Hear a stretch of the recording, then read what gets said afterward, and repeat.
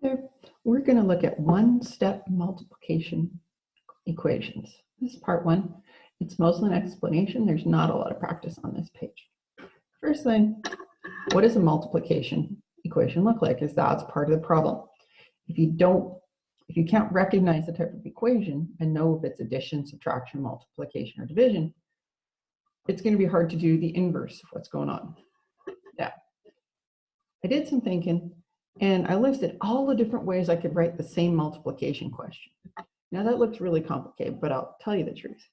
95% of them are either going to look like that or like that. All the rest of them were just kind of weird versions that I could think of. So for example, you know that 3 times 4 is 12, but so is 4 times 3. Now I guess I jumped ahead there. You can use brackets to represent multiplication, but my point is order doesn't matter. So 3x is equal to 12 is the same as x3 equals 12. It just, honestly, it looks weird. If you do enough math, you're used to having the coefficient, the number in front, and the variable second, but it's still the same. What I did want to point out, and I showed it over there, is you can use brackets to show multiplication. You can use a dot. Okay, it's a little hard to see.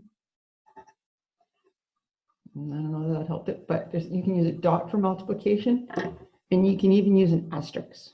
But like I said, 95% of the ones are probably going to look like these two. So multiplication can be represented by a dot, a asterisk. Oh no, I don't know how to spell asterisk. Well, I guess I'm just going to call it a star today. Brackets. Or frankly, nothing. Right? If you look, draw an arrow, make a mess of my sheet here. There's nothing in between that 3 and the x that actually implies multiplication. One thing also to remember is way back in grade school when you used the cross to represent multiplication. Almost never see that in algebra because we use the x too much. If you start using this and the letter x at the same time, people are just going to get messed up. Okay, so take a look at the difference. So we have the 3 right beside the x.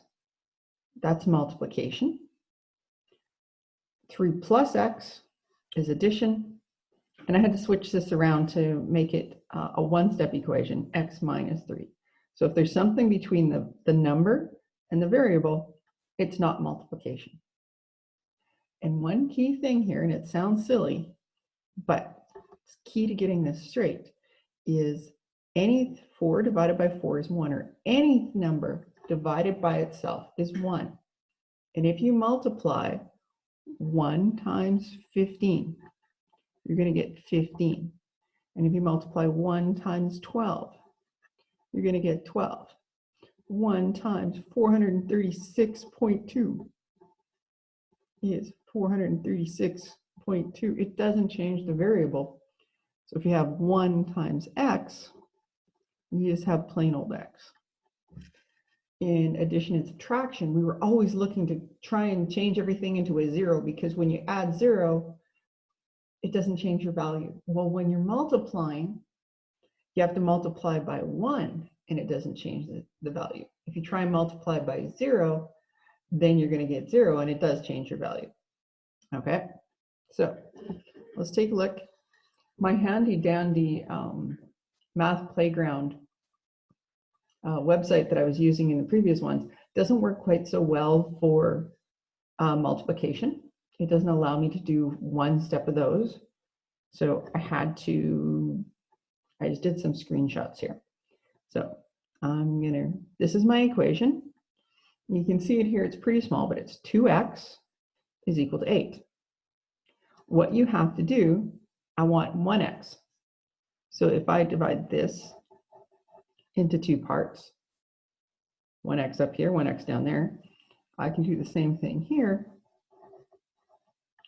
And I can know that 1x is the same as 4. And see, this x also matches up with another 4. So x is equal to 4. I don't want to be drawing a balance every time, but you know what? If you're having a tough day writing an exam and you kind of forget how to do this, do it. Do it once or twice and you're going to remember. So what I have to do here with my equation, and this is the same equation, is I need to divide by 2. Because 2 divided by 2 is 1, which leaves me with just plain x. And we know if we, whatever we do to this side, we have to do over here. And x is 4.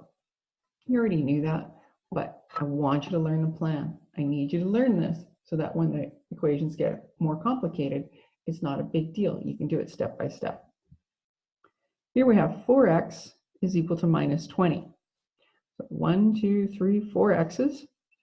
I'm not counting them, but there's minus 20 there because the thing says it is. So this time we have to divide it out so that each x gets the same number negatives with it. I do like how it sets it up nice so I can draw this.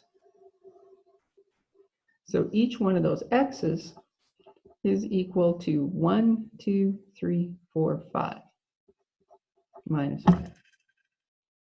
Or divide by 4, divide by 4, x is equal to minus 5. Watch your signs. Remember, a negative divided by a positive is a negative. The signs don't match when you're multiplying and dividing. You end up with a negative. When the signs do match, you end up with a positive. Okay. And one more using the video, or sorry, using the screenshot here. So I've got 5x is equal to negative 15. And if I divide this up into 5 little parts, I'm pretty sure you already got this, but I'll do it anyway. We get x is equal to minus 3. And if we want to do it without the picture, I have 5 x's. I need to divide everything up into 5 little piles. And ta-da. Okay.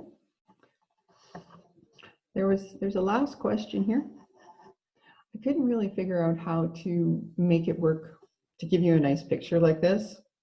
So we'll just do it like this. But here's key.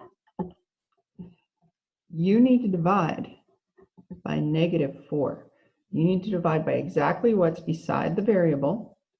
You need to do the same thing over here.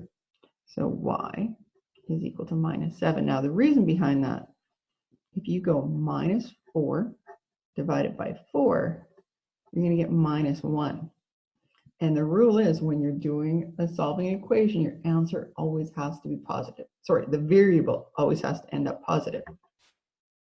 So if I went -4y divided by 4 is 28 divided by 4. When I cancel this out, I'm going to get -1y is equal to 7. And that's not done. This, not good. Not allowed to do that. You need to always, always, always, always end up with a positive variable. If I did this, my next step, actually, I divide by -1, and then I get y is equal to -7. But why would you do that extra work? I mean, it's the same answer, but I did it here in one step, and here I had to take an extra step. I fully believe if I can do it in one step instead of a whole bunch, I'm less likely to make a mistake. Just a thought. And that's the end of the video for today. Thanks. Have a great day.